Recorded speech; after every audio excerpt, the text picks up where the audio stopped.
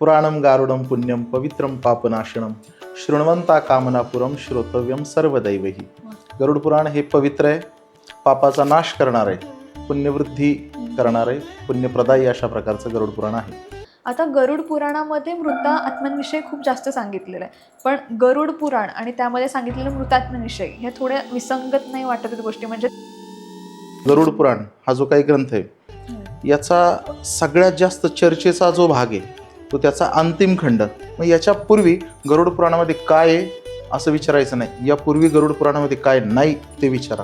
मग आता हे गरुड पुराण जे आहे ते मृत्यूनंतरच वाचलं जातं का? ते मृत्यूच्या एखाद्या माणूस गेल्याच्या नंतरच्या 10-13 दिवसामध्ये वाचणं, तेवढ्याच काळात ते ज्ञान देईल आणि इतर वेळी वाचल्यावर देणार नाही असं कुठं. बरोबर, वाचू नये असा उल्लेख नाहीये, या काळात प्रकर्षाने वाचावं. गरुड पुराण हे परफेक्ट काउन्सिलिंग आहे त्या परिवारासोबत की पुनर्जन्म हा घ्यावाच लागतो.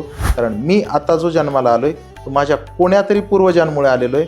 जोपर्यंत जीव मुक्तीला जात नाही, मूळ परमात्मा तत्वापर्यंत जात नाही, तोपर्यंत त्याला पुन्हा पुन्हा जन्माला यावंच लागेल. मग तो पाप करो की पुण्य करो.